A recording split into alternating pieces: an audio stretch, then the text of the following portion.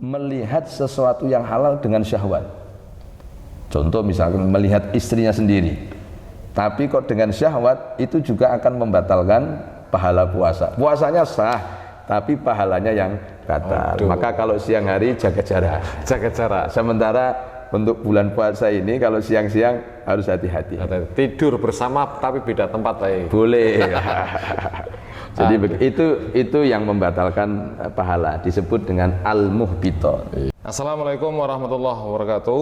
Waalaikumsalam warahmatullahi wabarakatuh. Jumpa lagi dengan saya Sartono MM di podcast Ansor Kota Santri. Kali ini podcast Kota Santri bersama Dr. Kiai Haji Sabila Rosyad MSI, pengasuh Pondok Pesantren Al-Kutub, Gang Seputut, Pegaden, Kecamatan Wonopringgo. Beliau juga Ketua LBM PJNU Kabupaten Pekalongan. Assalamualaikum Pak Yai. Waalaikumsalam. Sehat Pak Yai, kabar? Alhamdulillah. Alhamdulillah. Sibuk niki, sibuk mucal napa Pak Yai? Macam-macam nih Mas. Okay. Pasaran. Ya.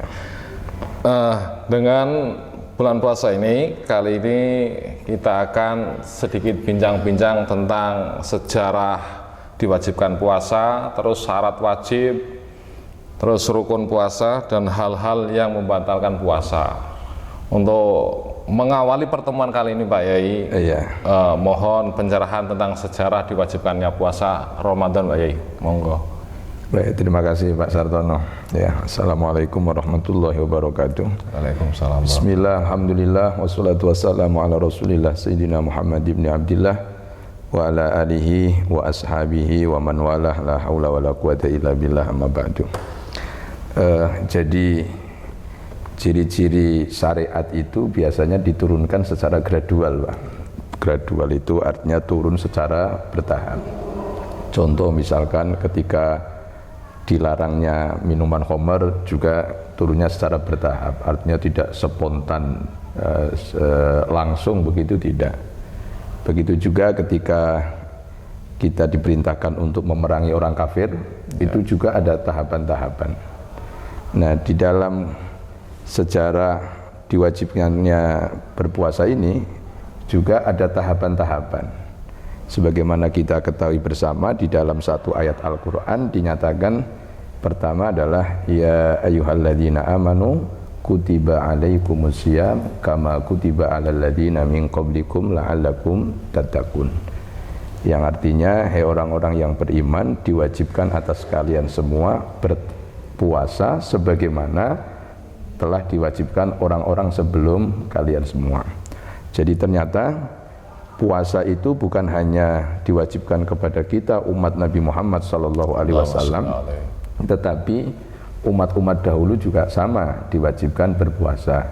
Hanya saja mungkin cara prakteknya cara praktek berpuasanya yang mungkin berbeda dengan praktek puasa umatnya Nabiullah Muhammad SAW, yang nggak tahu bagaimana caranya, apakah dari dari subuh sampai maghrib atau dari malam sampai subuh, kita juga tidak mengetahui ya. Tetapi yang jelas umat-umat dulu juga sama berpuasa, hanya saja puasa Ramadan ini khusus untuk umatnya Nabiullah Muhammad SAW. Jadi kalau kita melihat sejarah, ayat itu turun pada tahun kedua setelah Nabi hijrah ke Madinah. Nabi hijrah ke Madinah itu di usia berapa? 50, antara 53 dan 54. Yang semula Nabi berdakwah di Mekah, kemudian baru berpindah ke Madinah itu sekitar usia-usia 53-54 itulah. Nah, sehingga banyak ayat-ayat tentang hukum yang turun di Madinah. Ketika Nabi masih di Mekah, ayat-ayat yang turun kebanyakan ayat-ayat perintah tentang keimanan, perintah tentang akhlak, moralitas, kemudian cerita tentang umat-umat terdahulu. Kebanyakan ayat-ayat hukum itu turun setelah Nabi hijrah, termasuk ayat perintah tentang berpuasa, ya ayyuhalladzina amanu kutiba alaikumusiyam kama kutiba alal ladzina min qablikum. Jadi sebelum Nabi hijrah belum ada kewajiban untuk berpuasa. Kewajiban pun juga ayat ini baru turun satu tahun setelah Nabi hijrah, jadi memasuki tahun kedua dari hijrah Nabi. Sehingga kalau Nabi itu meninggal di usia 63 tahun, Nabi menangi puasa wajib Ramadan hanya 9 kali. Usia 54, 55, 56, 57, 58, 59, 60, 61, 62. Oh berarti 55, 56, 57, 58, 59, 60, 61, 62. 63 beliau Rasulullah meninggal dunia. Nah ayat ini turun pada bulan Sa'ban sebelum masuk pada bulan Ramadan.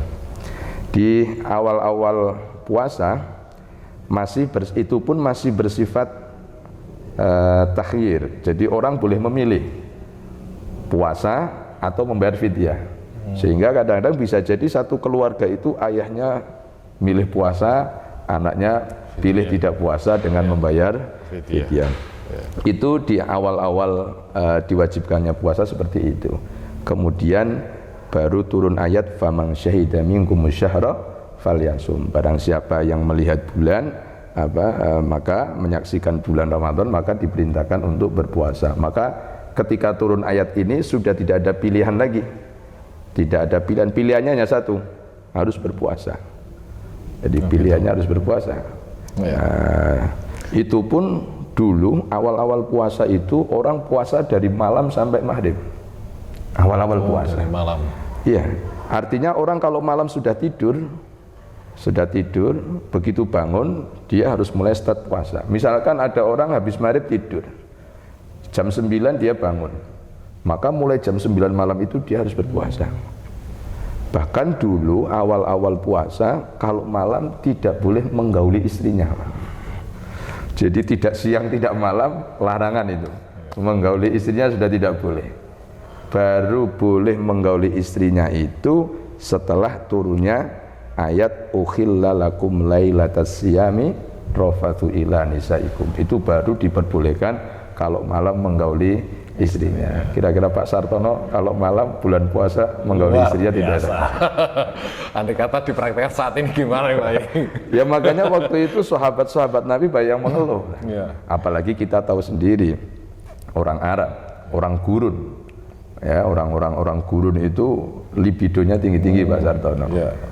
Bayangkan 1 bulan tidak tersalurkan. Kira-kira bagaimana kira-kira? Mantap sekali. Kiamat sughra Pak Sartono. Itu tanda-tanda kiamat sughra. Nah baru turun ayat itu. Bahkan sampai dulu ada cerita, ada seorang sahabat pekerja keras. Ya. Suatu saat ketika sudah datang waktu maghrib tidak ada makanan. Nah di saat istrinya mencarikan makan, pulang sampai ke rumah ternyata orang itu tertidur. Nah kalau tertidur konsekuensinya dia tidak boleh lagi untuk makan, tidak boleh lagi minum, tidak boleh menggauli istrinya. Sehingga sampai hari besok lagi 2 hari 2 malam dia harus berpuasa. Sehingga siangnya hari kedua dia sudah tidak kuat lagi, akhirnya pingsan. Nah dari situlah kemudian turun ayat yang menyatakan kulu washrabu hatta yatabayyana lakumul khaytil abyadi minal khaytil aswadi minal fajr. Baru ada perubahan aturan bahwa puasa itu dimulai sejak subuh sampai maghrib. Ya sampai sekarang ini. Berarti hanya berapa jam itu? Kalau di Indonesia kurang lebih berapa jam? Dari jam 5 sampai jam 5 berapa? Enggak ada 10 jam. Ada 10 jam? Ada, lebih. Oh, lebih. Ya. Itu di Indonesia. Kalau di negara-negara yang lain bisa jadi sampai 15 jam, bisa jadi sampai 20 jam. Kalau kita lihat di negara-negara Eropa itu, kalau pas waktu musim panas. Karena biasanya di negara-negara yang musim panas itu siangnya lebih panjang daripada waktu malamnya. Begitu Pak Sartono. Siap Pak Yai. Nah, kira-kira begitulah sejarah dari puasa itulah sahabat-sahabat Ansor Kota Santri. Andai kata diberlakukan saat ini seperti sejarah dulu bagaimana sahabat. Terus yang menjadi syarat wajib atau siapa saja yang berkewajiban berpuasa Pak Yai? Begini Pak Menurut, yang berkewajiban untuk berpuasa itu ya tentunya pertama adalah Islam.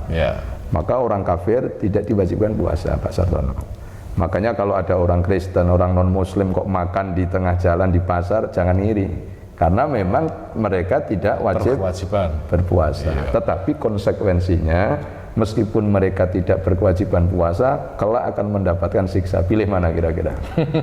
Pilih puasa selamat apa tidak puasa tersiksa besok? Iya, pilih selamat aja. Harus selamat. Ya. Itu yang pertama, Mas Sartono. Jadi harus orang Islam. Maka selain orang Islam tidak wajib puasa. Yang kedua adalah mukallaf. Mukallaf itu artinya orang yang sudah baligh dan berakal. Maka meskipun orang Islam, kalau dia tidak berakal, tidak kewajiban berpuasa. Orang gila tidak wajib puasa. Pingin tidak wajib puasa? Ya jadilah orang gila. Atau gila jadi-jadian. Atau gila jadi-jadian. Yang kedua adalah baligh. Maka anak-anak kecil yang belum baligh juga belum kewajiban berpuasa. Tetapi meskipun demikian, kalau ada orang tua punya anak, anaknya belum balik misalkan, orang tua berkewajiban untuk memerintahkan anaknya untuk berpuasa ketika menginjak usia 7 tahun. Ya. Jadi anak begitu menginjak usia 7 tahun, orang tua harus menyuruh anaknya. Ya setidaknya waktu sahur kita bangunkan, ayo sahur nak, sahur nak. Belajar. Jadi belajar, kita latih. Kalau sampai usia 10 tahun kok mereka tidak mau berpuasa, secara fikih orang tua harus memukul anaknya. Tetapi tidak boleh yang menyakitkan, yang sekiranya bisa menjadi jerak agar supaya anak itu bisa terbiasa untuk melaksanakan puasa. Termasuk sama seperti sholat. Ketika anak menginjak usia 7 tahun, orang tua wajib itu memerintah anaknya sholat. Untuk begitu masuk usia 10 tahun, maka dia kalau tidak mau sholat harus memukul anaknya, tapi dengan pukulan yang tidak menyakitkan. Kalau orang tua tidak melakukan itu, berarti orang tua melakukan kesalahan. Yeah. Itu yang kedua. Syarat yang kedua. Yang ketiga, dia mampu, atau dalam bahasa fikih namanya al-itoqoh. Al-itoqoh itu mampu. Mampu itu ada mampu secara syarak, ada mampu secara fisik.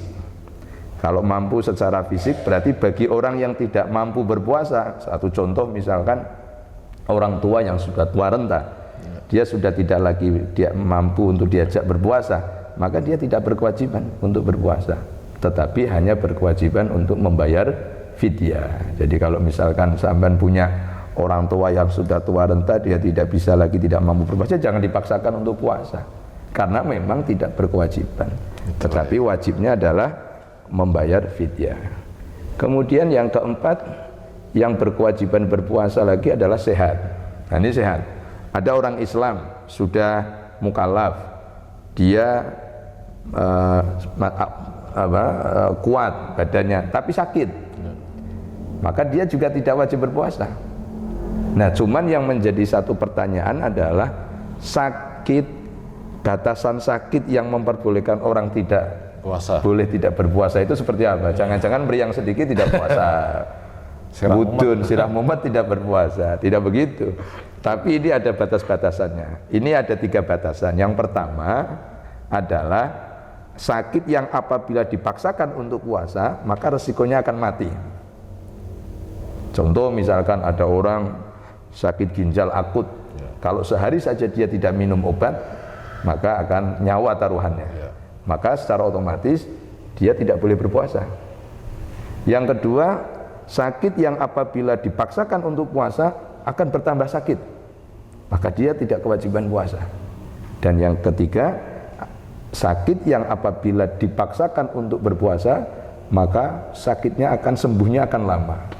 Jadi 3 kriteria itu yang memperbolehkan orang tidak berpuasa. Nah kira-kira kalau Anda meriang, kira-kira ada resiko kematian apa tidak kalau puasa itu? Iya Pak, ya biasanya alasan Pak, teman-teman ini kadang soal alasan ya Pak. Atau kalau dibuat untuk puasa tidak sembuh-sembuh. Jadi itu maka orang boleh tidak berpuasa. Yang terakhir nih Pak Sartono adalah al-iqomah. Al-iqomah itu artinya orang yang berkewajiban berpuasa apabila bukan musafir. Kalau dia seorang musafir, maka tidak kewajiban berpuasa.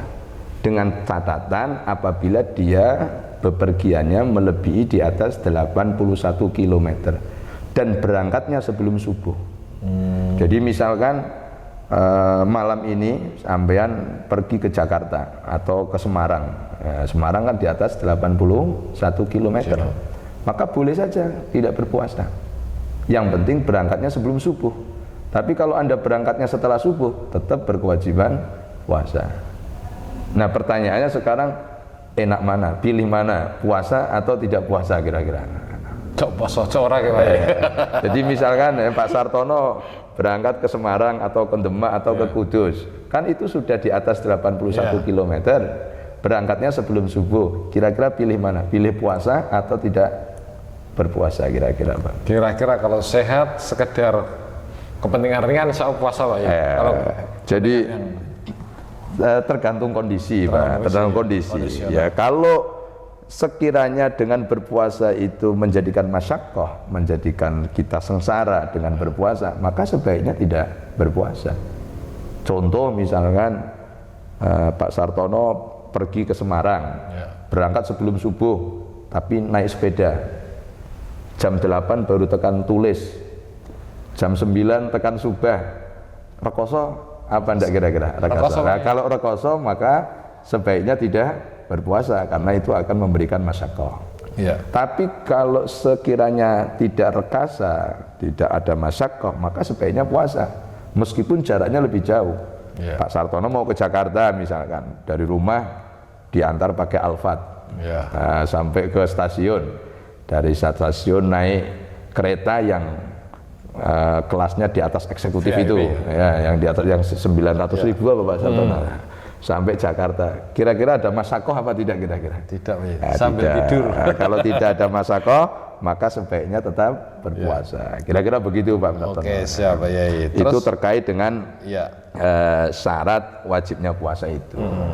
Tapi dari tadi yang berkewajiban, terus yang tidak berkewajiban, yang tidak berkewajiban ya Mbak, berhalangan atau tadi yang sakit, ketika sehat apakah wajib mengqadha atau mengganti Mbak? Ya tentunya itu.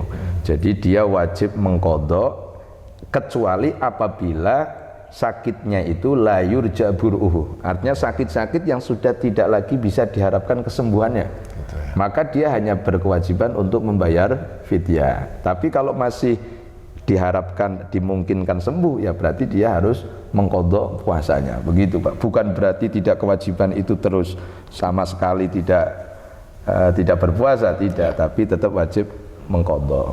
Terus andai kata Pak Yai, mohon maaf nih sahabat-sahabat ya, umur tidak nyampe, maka kewajibannya bagaimana Pak Yai ketika kondisi sakit terus meninggal dalam bulan puasa ini? Itu memang menjadi perdebatan ulama Pak Sartono ya. Ada ulama yang mengatakan ya diganti dengan fidyah, diganti dengan fidyah, begitu. Yang ganti berarti ahli waris. Itu menurut sebagai versi satu ulama ya, sebagaimana sholat juga begitu, tapi ini perdebatan, kalau sholat ini menjadi perdebatan ulama gitu Pak. Oke, tadi sudah disampaikan sahabat-sahabat Ansor Kota Santri bahwa syarat wajib atau siapa yang berkewajiban berpuasa. Untuk selanjutnya Pak ya, ini rukun-rukun puasa. Begini Pak Sartono, sebenarnya rukun itu kan sesuatu yang tidak boleh ditinggal. Seperti misalkan dalam sholat, apabila salah satu rukun saja ditinggal, maka sholatnya tidak sah. Begitu pula dengan puasa. Nah, di dalam puasa ini hanya ada 2 rukun saja. Yang pertama adalah niat, yang kedua adalah meninggalkan sesuatu yang membatalkan puasa. Itu rukun puasa. Yang pertama harus niat. Nah, niat berpuasa ini tidak seperti niat ibadah-ibadah yang lain. Kalau niat dalam ibadah-ibadah yang lain itu harus muqtarinan bi fi'lihi, harus bersamaan dengan perbuatan. Misalkan perbuatan yang pertama, misalkan ketika Anda sholat, maka niat itu dilakukan di saat takbiratul ihram. Ketika Allahu Akbar, hati harus niat, saya niat sholat fardu duhur misalnya. Begitu juga ketika wudhu, maka niat kita di saat membasuh wajah, karena ini perbuatan yang pertama. Begitu membasuh wajah, kita harus niat nawaitu, niat ingsun wudhu, nawaitul wudhu. Begitu pula dengan haji, ketika kita ihram, memulai ihram, kita niat nawaitul hajjah. Tetapi dalam konteks puasa ini susah, karena awal kita memulai puasa itu kapan? Begitu masuk waktu subuh. Nah, begitu masuk waktu subuh. Sehingga kalau kita harus membarengkan niat puasa dengan awal perbuatan puasa di waktu subuh, susah. Nanti harus ada apa-apa, bapak-bapak, ibu-ibu, ini 10 detik lagi masuk waktu subuh, siap-siap niat puasa ya. Begitu deng, nawaitu shauma ghadin. Nah, susah Pak. Nah, sehingga pada niat puasa ini Ramadan, puasa yang wajib, niatnya yang penting sebelum subuh. Jadi niat puasa itu dilakukan sebelum subuh, setelah maghrib waktunya. Begitu masuk waktu maghrib sampai sebelum waktu subuh, ini orang harus niat puasa. Jadi misalkan Pak Sartono niat puasa ketika buka langsung nawaitu shauma ghadin boleh, tidak perlu menunggu jamaah tarawih di masjid. Kali-kali orang jamaah tarawih kadang-kadang suka lupa apa? Niat puasa. Habis sholat isya niat puasa juga boleh. Jam 12 niat puasa juga boleh. Sebelum subuh niat puasa boleh. Kalau sudah subuh dia belum niat puasa Ramadan, maka puasanya tidak terhitung. Misalkan Pak Sartono belum niat puasa, ketiduran, bangun-bangun sudah subuh, maka puasa Pak Sartono ini tidak dianggap. Meskipun puasanya tidak terhitung, wajib menahan diri, tidak boleh makan, tidak boleh minum sampai maghrib. Itu ya. Jadi puasa tapi tidak terhitung puasa. Rugi napa mboten kira-kira Pak Sartono? Rugi. Nah, makanya untuk puasa di bulan Ramadan itu diusahakan kita ini setiap malam harus niat berpuasa. Jangan sampai lupa, Pak. Jadi setiap malam harus kita nawaitu shauma ghadin. Itu menurut kita mazhab Syafi'i. Tapi beda kalau menurut Imam Malik, Imam Hanafi. Itu boleh orang niat puasa sekaligus 1 bulan, boleh. Misalkan di awal Ramadan langsung saya niat puasa Ramadan 1 bulan penuh. 1 bulan penuh. Boleh niat begitu, sehingga besoknya dia tidak niat nggak apa-apa. Kalau madhab Hanafi, madhab Maliki. Kalau madhab Syafi'i nggak harus tiap malam. Tetapi meskipun demikian, kata ulama kita disunahkan di awal Ramadan, kita disunahkan untuk niat sebagaimana niat yang dipraktekkan oleh madhab Hanafi dan madhab Maliki, yaitu niat saya niat puasa Ramadan 1 bulan penuh. Tujuannya apa? Antisipasi. Barangkali di tengah-tengah bulan Ramadan orang itu lupa, tidak niat, maka boleh nyantol, gandul madhabnya Imam Maliki, madhabnya Imam Abu Hanifah yang mengatakan boleh niat 1 bulan penuh. Nah, di awal Ramadan karena kita kemarin sudah niat 1 bulan penuh, seandainya di tengah-tengah kita lupa, maka boleh kita berpuasa dan puasanya kita sah. Tapi kalau di awal Ramadan kita tidak niat 1 bulan penuh, ya kita tidak ada cantolannya. Ya, makanya saya sarankan kepada imam-imam taraweh di awal bulan mengingatkan kepada jamaahnya agar supaya meskipun sudah niat nawaitu shauma ghadin ditambah dengan saya niat berpuasa 1 bulan penuh. Di samping itu manfaatnya seandainya orang itu meninggal di tengah-tengah bulan puasa, maka dia sudah mendapatkan pahala 1 bulan penuh karena dia sudah punya niatan akan berpuasa 1 bulan penuh. Jadi orang itu paling enak niat. Paling enak ini niat Pak Sartono. Jadi misalkan orang itu kalau sudah niat ternyata berhalangan tidak melakukan, tetap mendapatkan pahala penuh. Misalkan Pak Sartono, nanti malam saya mau sholat tahajud, ternyata ketiduran, maka dapat pahala sholat tahajud sempurna. Kan begitu. Makanya kita ini diusahakan selalu terbesit niat untuk melakukan perbuatan-perbuatan yang baik. Sehingga ada satu hadis saya pernah ingat itu, besok nanti di yaumil kiamat ada orang itu diberi buku catatan amal dengan diterima tangan kanan. Setelah dibuka ternyata di dalamnya ada catatan pahala haji, pahala sedekah. Padahal dia tidak pernah haji, tidak pernah sedekah. Orang ini kaget, bilang ke Allah, ya Allah, hadza laisa bi kitabi. Ini bukan buku saya ini, ya Allah. Saya nggak pernah sedekah, nggak pernah haji, kok ada pahala haji, pahala sedekah. Kata Allah apa? Hadza kitabuka. Ini buku catatan amalmu. Sebab aku tahu selama kamu hidup kamu pernah terbesit di dalam hatimu, kalau saya punya uang, saya mau haji. Kalau saya punya uang, saya mau sedekah. Berhubung orang itu ditakdir fakir sama Allah, tidak sempat haji, tidak sempat sedekah, tetap mendapatkan pahala haji dan pahala sedekah. Ini pentingnya nih ya. Iya. Maka yang penting niat saja dulu. Luar biasa. Begitu Pak Sartono kira-kira. Itu kalau niatnya puasa Ramadan. Beda kalau niat puasa sunnah Pak Sartono. Ya. Kalau puasa sunnah tidak harus sebelum subuh. Setelah subuh pun boleh. Yang penting sebelum duhur.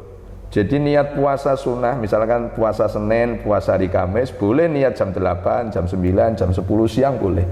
Tetapi dengan catatan mulai subuh sampai jam 8 itu belum melakukan sesuatu yang membatalkan puasa. Kalau subuh jam setengah 6 sudah ngopi, jam 7 sudah sarapan, jam 8 kok mau niat puasa sunnah, ya sudah nggak boleh. Kecuali, ada pengecualian satu. Bagi orang yang terbiasa meskipun sekali puasa hari Senin, kemudian di minggu ke depan dia lupa, tidak ingat kalau itu hari Senin. Setelah subuh dia sudah ngopi, jam 7 sudah sarapan, jam 10, setengah 11 makan tauto, jam 11 baru ingat kalau itu hari Senin, maka dia boleh berpuasa mulai jam 11 itu. Wah, bonus ini ya bonus, tadi mulai jam subuh sampai jam 11 dianggap apa? Bonus Pak Sartono. Nah itulah rukun yang pertama. Dan rukun yang kedua adalah meninggalkan segala sesuatu yang membatalkan puasa. Nah, kira-kira hal-hal yang membatalkan puasa ini mau ditanyakan sekarang apa besok saja? Siap, Pak Yai. Ini keterangannya sungguh luar biasa, komplit dari A sampai Z. Ini Pak Yai, sebelum ke hal-hal yang membatalkan puasa, mungkin teman-teman masih ramai juga dalam niat puasa itu antara Ramadan dan Ramadan ini Pak Yai. Wah itu Siti Pak Yai. Iya memang biar majlub Pak Yai. Memang banyak versi itu Pak Sartono ya. Ada yang Ramadan tapi semuanya sah semua Pak. Siap. Ya. Itu hanya sisi bahasa saja ya. Otak-atik. Tapi ramai itu Pak, ramai juga Pak Yai. Di kalangan tidak perlu dikaji begitu dalam ya. Oke. Pakai bahasa Jawa saja boleh. Oh iya, niat ingsun poso. Niat ingsun poso paling penak itu Pak. Itu makanya setiap kita habis tarawih itu kita diajari untuk antisipasi dengan niat bahasa Arab maupun bahasa Jawa. Iya. Karena kita orang Jawa. Iya. Oke Pak Yai, lanjut Pak Yai. Terus yang terakhir hal-hal yang membatalkan puasa Pak Yai, biar tuntas ini. Udah ngantuk nih. Belum. Tapi ini panjang sekali nih. Oke. Apa kita bahas di sesi yang berikutnya saja Pak Sartono nih? Yang pokok Pak Yai. Yang pokok, iya. Jadi intinya di dalam berpuasa ini ada dua istilah dalam fikih. Ada istilah al-muhbitat, ada istilah al-muftirat. Kalau al-muhbitat itu sesuatu yang membatalkan pahalanya puasa. Puasanya sah tapi pahalanya yang batal. Sehingga Nabi mengatakan banyak orang yang berpuasa tapi hanya mendapatkan haus, dahaga dan lapar. Tidak mendapat pahala. Kenapa? Karena pahalanya gugur. Nah, di antara hal-hal yang menyebabkan gugurnya pahala itu, yang pertama adalah hibah. Hibah itu apa? Melindungi, membicarakan, menggunjing orang lain, menggunjingkan orang lain. Nah ini makanya kalau kita sedang berpuasa hindari gerumungan, hindari ngerumpi, karena biasanya orang tidur, Pak, iya mendingan tidur daripada ngerumpi. Sebab biasanya orang-orang kita ini kalau ngerumpi lupa. Kalau ngerumpi sudah lebih dari 10 menit, biasanya 10 menit ke sana ini ada dua kemungkinan, Pak. Kemungkinan membicarakan orang lain, kemungkinan bicara soal porno, itu ada kemungkinan. Luar biasa, menarik. Coba diamati saja. Ini berdasarkan pengalaman. Jadi gitu. Jadi orang puasa kok membicarakan orang lain, menggunjingkan orang lain, itu yang bisa menggugurkan pahala puasa. Di antaranya lagi adalah namimah. Namimah itu adu domba, ya, provokasi. Termasuk menyebarkan berita-berita hoax, itu juga bisa menggugurkan pahala puasa. Makanya hati-hati yang biasa bermain di medsos, kalau misalkan berita-berita berita-berita bohong, jangan suka di-share-share. Nah itu bisa membatalkan pahala kita puasa. Jadi nakal. Nah itu nanti ila yaumil qiyamah itu selama itu masih beredar, dosa kita akan selalu mengalir, Pak Sartono. Nah, itu hati-hati. Kemudian di antaranya lagi yang membatalkan pahala puasa itu melihat sesuatu yang haram. Makanya mata kita ini harus dijaga betul-betul. Tidur lagi Pak, seperti kamu Tidur lihat. lagi. Makanya tidur itu ibadah ya. Iya. Daripada keluyuran. Makanya kita puasa sore-sore jalan-jalan. Kita tahu sendiri budaya kita di Indonesia ini, orang suka membuka aurat, apalagi dengan pakaian yang serba ketat. Mata kita ini kalau yang seperti itu biasanya suka awas, Pak Sartono. Iya. Biasanya suka terpancing, suka melihat. Nah ini kalau kita sampai mata kita ini untuk melihat sesuatu yang haram, bisa jadi membatalkan pahala kita. Bahkan termasuk melihat sesuatu yang halal dengan syahwat. Contoh misalkan melihat istrinya sendiri, tapi kok dengan syahwat, itu juga akan membatalkan pahala puasa. Puasanya sah, tapi pahalanya yang batal. Maka kalau siang hari jaga jarak. Sementara untuk bulan puasa ini kalau siang-siang harus hati-hati. Tidur bersama tapi beda tempat, Pak. Boleh. Jadi itu yang membatalkan pahala, disebut dengan al-muhbitat. Dan yang kedua ada al-muftirat. Al-muftirat itu sesuatu yang membatalkan puasanya. Puasanya tidak sah. Nah, di antaranya adalah masuknya sesuatu ke dalam lubang tubuh kita ini. Nah, di tubuh kita ini kan banyak lubang-lubang nih Pak Sartono. Ada mulut, ada hidung, ada telinga, belum lagi yang bawah dan lain sebagainya. Nah, itu kan semua lubang-lubang semua. Ini Kak, sampai kemasukan sesuatu itu bisa membatalkan puasa. Kecuali angin. Nah, kalau yang masuk angin nggak apa-apa itu. Nah, misalnya orang mulutnya dikasih pompo apa itu bisa membatalkan apa puasa, Pak Sartono. Nah makanya kita itu harus hati-hati, menjaga betul jangan sampai kemasukan sesuatu benda yang masuk ke dalam tubuh kita. Itu Pak Sartono. Siap Pak Yai. Pertemuan podcast malam hari ini sangat luar biasa, dari sejarah sampai syarat, rukun dan yang membatalkan telah dikupas sampai tuntas gitu Pak Yai. Dan ada hal-hal yang mungkin sering dilakukan oleh saudara-saudara kita ini. Sengaja maupun tidak sengaja. Nah, ini terkait dengan nukhomah. Nukhomah itu apa? Bukan nama perempuan, bukan. Nukhomah itu riak, dahak. Kita kadang-kadang suka berpuasa menelan dahak. Bagaimana ini hukumnya menelan dahak? Jadi begini Pak Sartono, di leher kita ini, di tenggorokan kita ini ada 3 makhorijul huruf, yaitu ha. Ha itu paling bawah itu. Di atasnya lagi apa? Ha. Di atasnya lagi kho. Kho ini sudah di atas. Kalau dahak itu sudah sampai pada tingkat kho, kok kita telan lagi, itu bisa membatalkan puasa. Makanya kalau sudah sampai di kho, harus kita keluarkan. Tapi kalau masih di ha ini masih di bawah sini, masih kategori dalam, kita telan lagi tidak ada masalah. Nah, yang menjadi perdebatan ulama itu yang posnya di tengah, yaitu di kho. Ada sebagian ulama yang mengatakan kalau ditelan lagi batal, ada yang mengatakan sebagian ulama kalau ditelan tidak batal. Itu kalau nukhoma. Kemudian kalau ludah, nah ini suka ludah ini. Kalau ludah nggak apa-apa, li umumil balwa. Jadi misalkan Pak Sartono ludah dikumpulin ditelan, kira-kira membatalkan puasa nggak itu? Waduh, gimana ya teman-teman? Ada yang suka menelan ludah. Nggak apa-apa. Jadi kalau ludah kita telan ya nggak apa-apa. Yang penting ada syaratnya satu, ludah itu suci, tidak najis. Kalau ludah itu najis ditelan batal puasanya. Apa ada ludah kok najis? Bisa saja. Contoh misalkan ada orang muntah. Muntah itu sesuatu yang keluar dari perut keluar. Itu kan hukumnya najis. Ketika kita muntah berarti mulut kita ini najis. Makanya harus kita bersihkan. Begitu muntah, mulut harus disucikan. Nah, ketika mulut ini belum disucikan, kemudian tercampur dengan ludah, kok kita telan, berarti kita menelan ludah yang terkena najis. Itu bisa membatalkan puasa, Pak Sartono. Makanya syarat yang pertama, ludahnya harus tidak najis.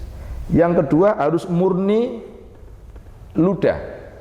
Kalau ludah itu sudah tercampur dengan sesuatu yang lain kok ditelan, ya batal. Misalkan ludahnya sudah campur dengan duduh kolak misalkan. Nah, ibu-ibu kan suka nyicip gitu kan. Kemudian kan ditelan lagi, kok ditelan? Nah, itu batal karena tidak murni ludah. Iya. Ada rasanya. Ada rasa. Dan yang ketiga, ludah itu belum sampai keluar ke ini bibir sini. Kalau sudah keluar ke bibir kok disedot lagi ke dalam kemudian ditelan, nah itu bisa membatalkan puasa. Makanya harus hati-hati ini terkait dengan ludah ini. Oke. Sebenarnya masih banyak lagi hal-hal yang bisa membatalkan puasa. Nanti bisa dilanjut lagi ini. Oke, sahabat Ansor Kota Santri, jangan lupa ya subscribe dan komen di bawah, ditunggu like-nya, like gitu ya. Oke, saya kira cukup dari keterangan yang sangat jelas. Nanti bisa teman-teman bisa komen-komen pertanyaan kita kumpulkan, nanti sampaikan lagi. Siap. Semampu saya Pak Sartono. Siap, nanti kita ketemu lagi di podcast lain waktu. Tetap bersama Sartono MM dan Ansor Kota Santri. Terima kasih atas waktunya. Terima kasih Pak Yai. Sama-sama. Terima kasih pencerahannya. Sama-sama, Pak Sartono. Nanti kita ketemu lagi di kesempatan yang sama di channel yang sama, Ansor Kota Santri. Terima kasih. Saya Sartono MM bersama Pak Kiai Sabila Rosyad. Wassalamualaikum warahmatullahi wabarakatuh. Waalaikumsalam warahmatullahi wabarakatuh.